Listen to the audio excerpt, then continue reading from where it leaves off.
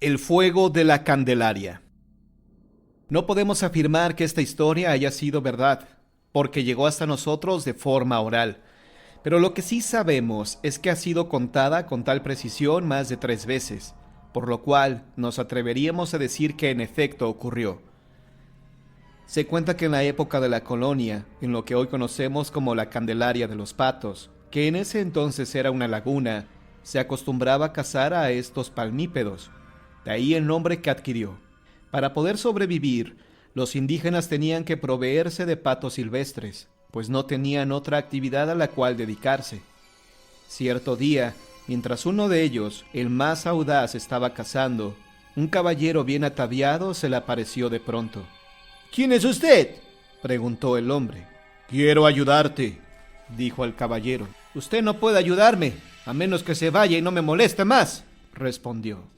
Que el indígena no quería tener tratos con ningún hombre blanco, porque consideraba que todos eran perversos y muy ambiciosos, y en cambio él solo quería hacerse de un pato para comer. Tú puedes tener mucho dinero más que un pato, dijo el caballero levantando las sospechas del pobre hombre, quien de inmediato se persignó al entender que aquello era una aparición, porque si no, ¿cómo supo lo que estaba pensando? Después de unos instantes consideró aquellas palabras. Está bien, dígame, ¿qué es lo que tengo que hacer? Cerca de aquí encontrarás un árbol frondoso. En el tronco notarás que tiene un círculo dibujado, el cual debes encontrar y rascar en ese lugar. Ahí hallarás algo que te hará inmensamente rico. Cuando el fantasma desapareció, el hombre empezó a buscar el árbol, pero antes de encontrarlo tuvo que darle 10 vueltas a la zona, y ya cuando se sentía derrotado se detuvo y se sentó bajo un hermoso árbol. Ahí pudo notar que en el tronco, cerca de la raíz, estaba dibujado un círculo. ¡El árbol!, exclamó entusiasmado. El hombre rascó toda la tarde, y al cabo de unas horas halló un enorme cofre lleno de monedas y joyas, pero como era demasiado pesado, tuvo que sacar algunas cosas y volverlo a enterrar, prometiéndose que en cuanto se le acabara el dinero, volvería por más. Cuando terminó su cometido, el fantasma nuevamente se le apareció. Ahora tienes más que un pato, ¿verdad?, dijo el fantasma. Sí, y todo se lo debo a usted, respondió el hombre. Pero no será del todo tuyo sin antes no me oficias 10 misas para que pueda hallar el descanso eterno. El hombre no se impresionó al oír esto, y tomándolo como un cometido se fue de aquel lugar. Sin embargo, al sentirse rico y poderoso, se olvidó de su promesa. Los días pasaron y el dinero se le terminó. Así que decidió volver por más al bosque. Pero cuando estaba por rascar, escuchó una voz que le dijo: «Deja eso, pues ya no te pertenece mi oro». El hombre, quien ya había probado las glorias del dinero, no quiso darse por vencido tan rápido. Así que acordó que en esta ocasión sí utilizaría parte del dinero en las misas. Pero como el fantasma ya no le creía, se trepó en él y le pidió que lo llevara a la iglesia más cercana para que él mismo viera que su deseo se iba a realizar. ¿Y el dinero?, preguntó el hombre. Cuando haya visto que las misas están encargadas, te dejaré volver por él. Y así fue. El indígena cargó por varias horas al terrible fantasma. Pesaba mucho, como si sus años de condena se hubieran convertido en gramos. Se dice que dio muchas vueltas antes de encontrar una iglesia, pues al parecer había perdido la memoria, o quizá el temor de tener a ese espectro encima lo estaba poniendo tan nervioso que no podía precisar su andar. Cuando estuvo frente a la iglesia más cercana, notó que estaba cerrada, pero esto no le importó al fantasma, quien lo obligó para que entrara sin permiso. Ya adentro, uno de los padres se asustó al mirar al hombre, y pensando que quería robar el dinero de las limosnas, le pidió que se retirara. En vano fueron las súplicas del indígena, porque nadie le creyó lo que estaba diciendo. Decepcionado, tuvo que regresar al bosque, pero se dice que aquel fantasma no lo dejó tranquilo. «Estás en deuda conmigo, y no te dejaré en paz hasta que me pagues el dinero que ya tomaste», dijo el siniestro personaje. Pero ¿cómo pagarle si el hombre no tenía dinero? Y además en ninguna iglesia quisieron recibirlo. Vaya, ni siquiera lo dejaban entrar porque pensaban que era un ladrón. Con esta suerte pasaron los días, y quienes iban a cazar patos a la Candelaria se daban cuenta de que el hombre cada vez lucía más desmejorado. Incluso había quienes afirmaban que hablaba solo, y que en sus ojos había un aire de frialdad. No le hacía caso a nadie porque siempre estaba a la sombra de aquel árbol. Al cabo de un mes el hombre falleció, pero no se llevó consigo el secreto del tesoro. Pues antes de que falleciera le contó la historia a un viejo conocido, y éste a su vez se lo comentó a por lo menos 2 personas más. Eso fue suficiente como para informar a todos en la ciudad, y fue así como el tesoro de la Candelaria se hizo famoso. Sin embargo, algunas personas consideran que fue precisamente este tesoro el causante de la desgracia que ocurrió en aquella época. En cuanto se supo de la existencia de aquel oro, muchas personas se dieron a la tarea de ir en su búsqueda, pero aquello parecía ya haberse convertido en toda una leyenda, pues el árbol en donde el hombre reposó los últimos días de su vida parecía que se había esfumado, y ya nadie sabía con exactitud cuál era. Los padres, preocupados por lo que estaba ocurriendo, construyeron una capilla en nombre de la Virgen de las Candelas, la cual se terminó de edificar a finales del siglo XVI. Con ella intentaban resaltar la fe de las personas para que dejaran de creer en el fantasma del árbol y su tan codiciado tesoro. Pero poco fue lo que consiguieron, porque los habitantes de ese lugar solo pensaban en hacerse ricos de la noche a la mañana, y a esto le debieron la maldición que les cayó en esas fechas. Todos dicen que fue por no haberse abrazado a la fe cristiana, porque la peste negra desoló esa parte de la ciudad. Según consta en los anales de la historia, la insalubre zona quedó deshabitada, y los padres no tuvieron más remedio que convertir aquellas fértiles tierras en cementerios, sirviendo de velatorio la capilla, y en toda la isleta se abrieron fosas para enterrar a los difuntos. Y cuando las cosas se salieron de control, no tuvieron más remedio que incendiar la zona. Con todo esto, la Candelaria de los Patos se fue cubriendo de cuerpos y la laguna desapareciendo, pues se necesitaban más tierras para enterrar a los difuntos. De los patos solo quedó el nombre, pues nunca más se volvió a ver un solo animal de estos en aquel sitio. Y en cuanto al tesoro, muchos supieron de su existencia, al menos por la leyenda, pero nadie se atrevió a ir a la zona incendiada a buscarlo. Al paso de los años, con la extensión de la capital de la Nueva España, se tuvieron que convertir los viejos cementerios de la Candelaria en zonas urbanas. Por ello, se dice que en lo que hoy es San Lázaro, cuando la ciudad ya estaba terminada, comenzaron a suceder hechos insólitos, pero esa es otra historia.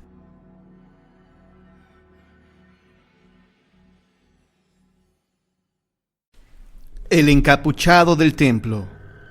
Aguascalientes era una de las ciudades más desiertas en aquella época. Había pocos habitantes, y los ruidos de las carretas eran tan esporádicos que apenas se rompían la monotonía del día. Los sitios de caballos y mulas eran frecuentemente visitados por los mercaderes de la región y los provenientes de tierras lejanas que apenas si pasaban por la ciudad, que les quedaba de paso para ir a una más grande. En aquella ciudad era muy conocida la hacienda del Niágara, de don Salvador H. Romo, padre de don Antonio, quien permitía que algunos jóvenes se hospedaran en ese lugar para pasar sus vacaciones. Y precisamente el trabajo de guiarlos hasta ahí era el de don Amperio, un cochero de confianza.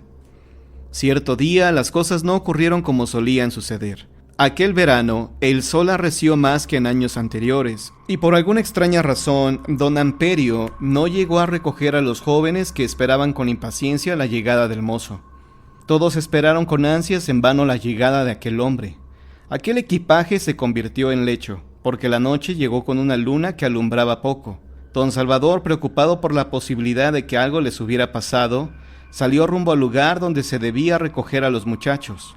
Al llegar, su sorpresa fue mayúscula al verlos a todos acostados en el suelo. ¿Y Amperio?, preguntó don Antonio desconcertado. Todos sabían de sobra que don Amperio era un hombre cumplido y responsable, que jamás dejaría abandonados a esos jóvenes, por lo que más lógico era que le hubiera ocurrido algo. Don Antonio, acompañado de los jóvenes, buscó sin cesar a don Amperio por todo el pueblo, donde era muy posible que pudieran encontrarlo. Como no lo hallaron, regresaron todos juntos a la hacienda, donde ya se encontraba el mozo, pero se le reflejaba un estado muy raro. Tenía los ojos agrandados y estaba mudo como un tronco. Buscaron indicios que les confirmaran las sospechas de que estaba tomado, pero su aliento no delataba una noche de copas. Su esposa relató que llegó de esta manera minutos después de haberse ido a recoger a los muchachos, y que desde entonces no había soltado palabra. Nadie podía decir a ciencia cierta qué era lo que le había ocurrido a este hombre. 8 días después, don Amperio recobró el ánimo y pudo regresar a su trabajo, pero don Antonio, que no dejaba el caso de lado, lo interrogó de inmediato. Así, el cochero pudo relatarle lo ocurrido. Cuando pasaba por el templo de San Marcos para ir por los muchachos, un fraile encapuchado que llevaba una calavera en la mano salió de ahí. En cuanto se dio cuenta de que estaba viéndolo, me correteó por todo el jardín, gritando que me iría al infierno. Por el miedo y el cansancio caí inconsciente hasta que un amigo me encontró y me llevó a casa arrastrando. Desde aquel momento don Antonio comenzó a investigar quién podría haber sido aquel fraile de relato, hasta que se enteró de que años atrás la gente se reunía cada año para festejar a San Marcos. Estas fiestas se llevaban a cabo alrededor del jardín del templo, pero a pesar de esto, era muy poca la gente que asistía a los oficios religiosos de la misma, prefiriendo la diversión y no la devoción.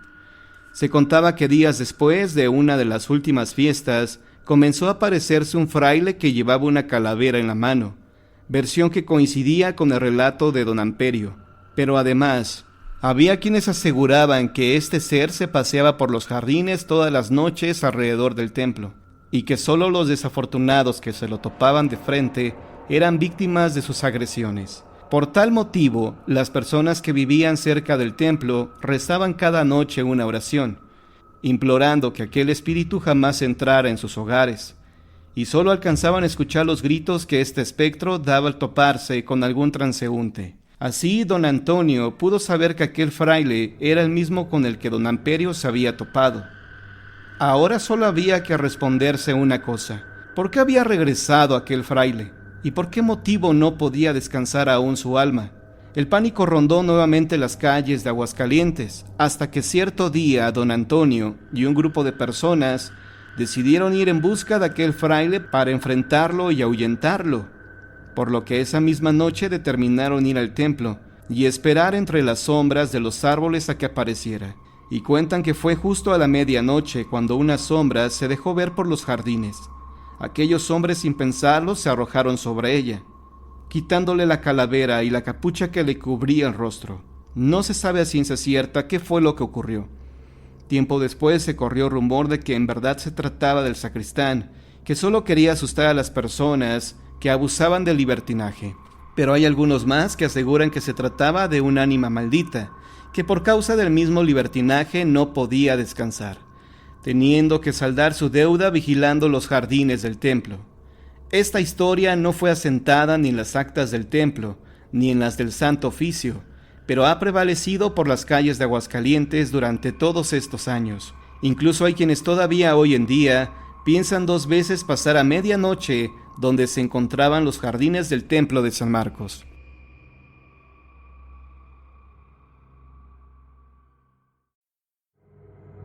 El fantasma del guardia, cuento popular colimense. A principios del siglo XX, los leñadores y arrieros que andaban en los alrededores de las faldas del volcán de Colima eran horrorizados por la aparición del fantasma de un soldado de la época virreinal. Decían que luego de mirarlos fijamente, se montaba en su mosquete y se iba volando en él, como si fuera una bruja, hasta un rincón del cerro. Se decía que el fantasma en vida había sido un honrado guardia del virrey, hasta que un día la ambición lo cegó, y se hizo aliado de una banda de salteadores, a los que protegía, de tal modo que muy pronto los bandidos pudieron hacerse de grandes riquezas, las cuales las escondían en una cueva del cerro que solo ellos conocían. Pasado algún tiempo, la guardia virreinal empezó a entrar en sospechas sobre la conducta de este soldado. Él se dio cuenta y pensó entregar a los bandidos para salvarse de la prisión, pero los bandidos se dieron cuenta de sus intenciones y le quitaron la vida, sepultándolo en la misma cueva donde escondían sus tesoros, Poco después, la guardia virreinal dio con ellos y los ajustició, sin que supieran nunca el lugar de su escondite. Una noche un grupo de leñadores se armó de valor, acampó en el monte para esperar al fantasma, y se fijaron muy bien por dónde desaparecía. Al día siguiente subieron al cerro, buscaron y después de buen rato, cuando ya atardecía, detrás de unos matorrales descubrieron la entrada de una cueva. No sin temor, todos juntos entraron, y a la luz de sus antorchas, vieron costales enmohecidos, botijas vacías de vino, cazuelas y rastros de caíz hacían fogatas, todo con aspecto de tener varios siglos de antigüedad. Cubierto de una gruesa capa de polvo y telarañas, ¿estaría el tesoro ahí? Como ya oscurecía y tenían bastante miedo, decidieron regresar luego. Apenas el amanecer del siguiente día iluminaba el paisaje. Los leñadores ya estaban en la cueva. Ahora llevaban picos y palas. Se pusieron a cavar.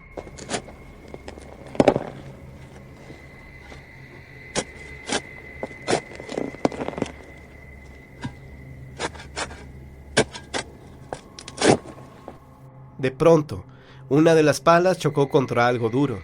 Terminaron de remover la tierra y sacaron un gran cofre, cuyo candado rompieron de un zapapicazo para poder abrirlo. Cuando uno de ellos levantó emocionado la tapa, ¡ay, qué horrible sorpresa!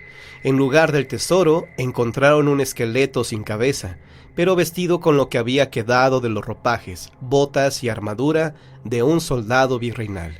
Pasado el susto, llegaron a la conclusión de que ese esqueleto era el del guardia, cuyo fantasma se aparecía. Luego, uno de ellos se acordó de que según las leyendas, casi siempre que se hacía un hallazgo de este tipo, debajo de los esqueletos estaba el oro.